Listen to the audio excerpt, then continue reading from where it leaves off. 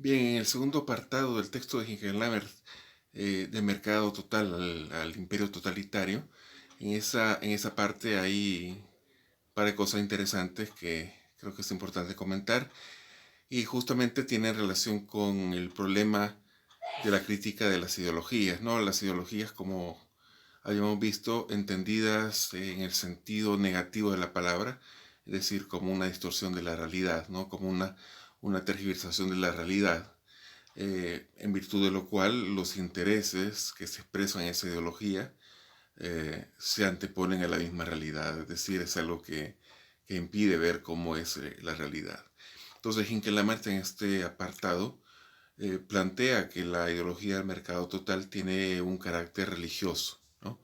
En el sentido de que va a plantear a la existencia del mercado como algo perfecto. El mercado es algo que se basta a sí mismo, que tiene una especie de inteligencia superior que lo rige y que no es necesario regular ni intervenir en el mercado, ¿no? Y por lo tanto, el mercado total sería la encarnación del bien. En esta perspectiva, quienes se oponen al imperio del mercado serían las fuerzas del mal, ¿no? Entonces se trata de una visión excluyente, una visión maniquea, donde hay un bien o unos buenos, completamente buenos, y unos malos, totalmente malos. Como pues algo que se desprende de esto, como una especie de corolario de lo anterior, eh, los que se consideran como malos por ser críticos del mercado, es decir, las fuerzas sociales, los movimientos de trabajadores que protestan por las malas condiciones, por ejemplo, en un sistema neoliberal, son vistos como enemigos, son vistos como representantes del mal, y por consiguiente no se les logra conceder, no se les admite una dignidad humana, una calidad de seres humanos, y se les considera como excluidos de cualquier tipo de derecho.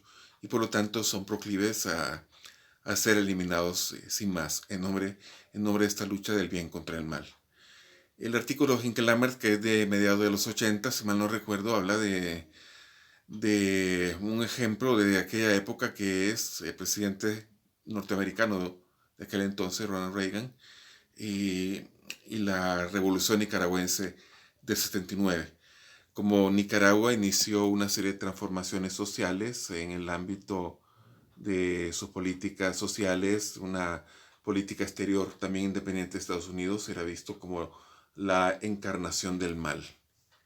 Y por lo tanto, Estados Unidos se sentía con el derecho de eliminar esa sociedad, y veía, pues, o vemos acá, justamente ese esquema maniqueo, era los buenos contra los malos, ¿no?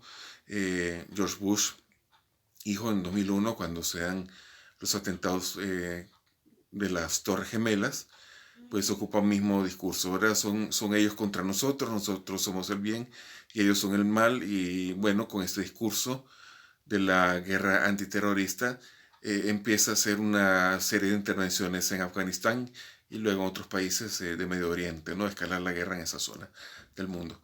Entonces se trata de una cuestión altamente peligrosa, ¿no? Porque la ideología, sobre todo, se cobra estos matices religiosos, estos matices maniqueos, donde se identifica a enemigos completamente malos, no se les reconoce, por tanto, su dignidad humana, pues hace que quien detenta esa ideología se sienta con el poder de disponer sobre la vida de quienes considera enemigos, ¿verdad? Y eso es un problema grave. Y segundo, que guarda mucha relación también con los peligros de la ideología, hace que haya un divorcio con la realidad. Lo que importa es, bueno, mantener los preceptos de esta ideología. En el caso concreto que nos ocupa es el caso de la ideología del mercado total, por encima de la realidad, aunque la realidad desmienta, pero aunque la realidad golpee y haga cuestionar los dogmas del mercado total. Bueno, el neoliberal a ultranza pues dirá que es tanto peor para la realidad, ¿no? La realidad debe ajustarse a las premisas de este mercado total, ¿verdad? Que supuestamente es autosuficiente, se regula a sí mismo y no necesita ninguna intervención humana. Entonces vemos acá cómo Hinkelhammer plantea justamente también la necesidad de la crítica de las ideologías para tener una visión de realidad mucho más rigurosa.